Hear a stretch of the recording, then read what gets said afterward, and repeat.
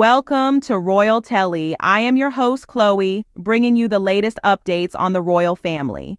Today, we delve into the turbulent waters of the monarchy, where we find a toxic atmosphere and a media collusion that can shatter even the toughest of spirits. Let's cast our minds back a few years. Picture a young prince, the son of Charles and the late Princess Diana. This prince, Prince Harry, dared to voice his concerns about the harmful environment within the royal family. He spoke of the need for seismic change, for a shift in the way things were done. But what did he receive in return? Vilification, that's what. Tabloid media houses seized upon his words, twisting them into grievances, painting him as a villain, a traitor to the firm.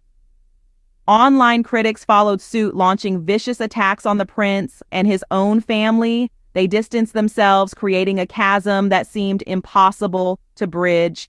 But Prince Harry was not alone in his call for change. Enter Prince William, the heir to the throne.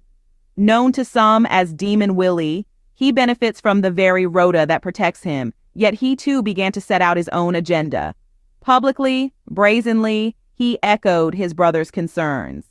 In an Apple TV Plus series released on October 3rd, William stated, "I think it's safe to say that change is on my agenda, change for good." He vowed not to let the monarchy regress back to the practices he and Harry endured growing up. This was a direct critique of his father, King Charles, who presided over those very practices. Royal expert Rob Shooter reported that insiders saw these remarks as betrayal, not honesty. King Charles felt betrayed, but should he really have the right to feel this way? As we delve deeper, we find that Prince Harry isn't the only one calling for change within the monarchy. Prince William, the future of the monarchy, has publicly announced his own agenda for change. The heir apparent, sometimes referred to as Demon Willy, has brazenly declared his intention to shake things up. In the recent Apple TV Plus series released on October 3rd, William makes a bold assertion.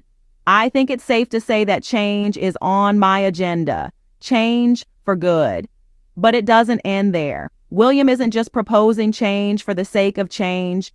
He is specifically calling for a departure from the practices he and his brother, Prince Harry, endured growing up in the royal spotlight. He states, "I will work to ensure the monarchy does not regress back to those practices." This is a pointed critique of his father, King Charles, who presided over those very practices. Royal expert Rob Shooter reports that insiders claim Charles sees these remarks as a betrayal, not honesty, that the trust is shattered. But one might wonder, why does King Charles get to feel betrayed? He's hardly been the picture of a supportive father. William's comments are more than just a call for change. They are a direct challenge to his father's reign. The very son Charles favored is now publicly voicing his intention to fix the way things were run. He is openly discussing fundamental changes to the monarchy while his father is still alive and on the throne. This isn't just an affront to King Charles. It's a deliberate undermining of his authority.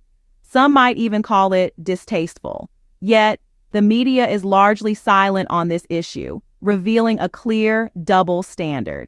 Prince Harry expresses concern about his father's health and is vilified, while Prince William talks of changing his father's reign and gets a pass.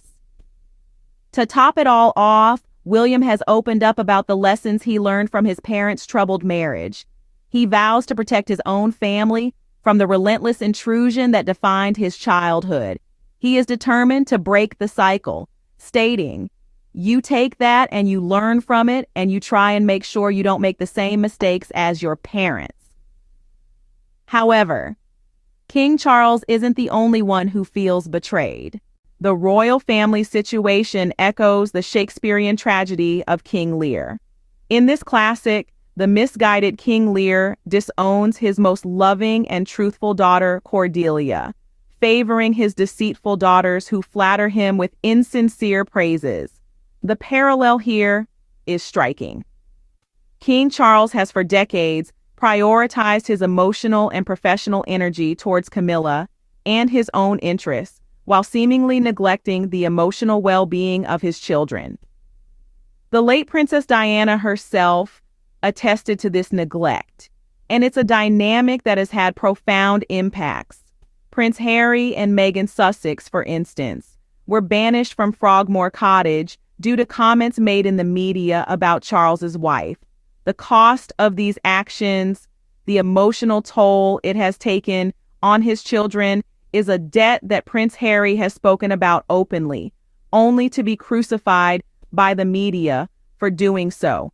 And then there's Prince William, the favored son, the one who received all of Charles's attention, is now publicly voicing his plans to change the monarchy, the very monarchy that his father, King Charles, has presided over.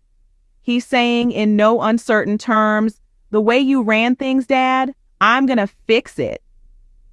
This isn't just a casual conversation over Sunday roast. This is a public, direct critique of King Charles's reign. And it's happening while Charles is still alive and on the throne. This isn't just a disagreement. This is undermining. It's distasteful. And the fact that royal commentators aren't blasting William for this speaks volumes about the media's double standards. The tragedy of King Lear ends with the king's demise and the kingdom in chaos. Let's hope that the royal family story doesn't follow suit. But one thing is clear. The future of the monarchy, as envisioned by Prince William, is set to be a stark departure from the past. William's actions are causing quite a stir, but not everyone is criticizing them.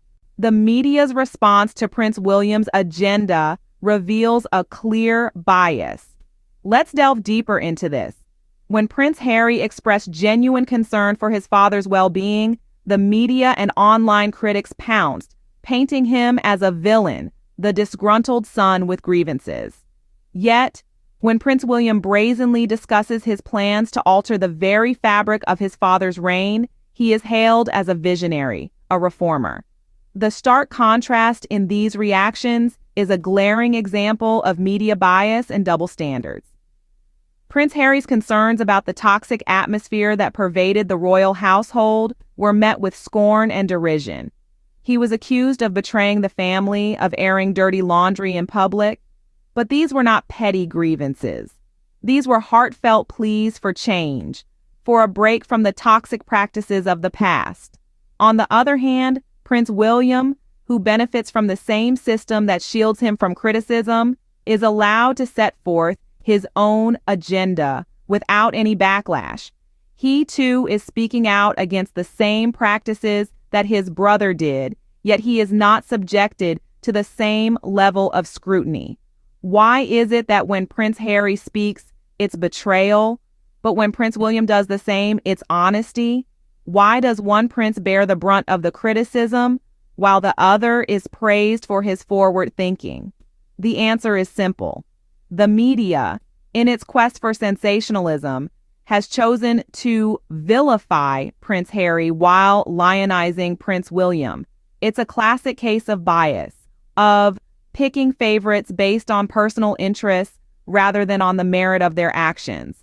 This double standard is not just unfair, it's harmful.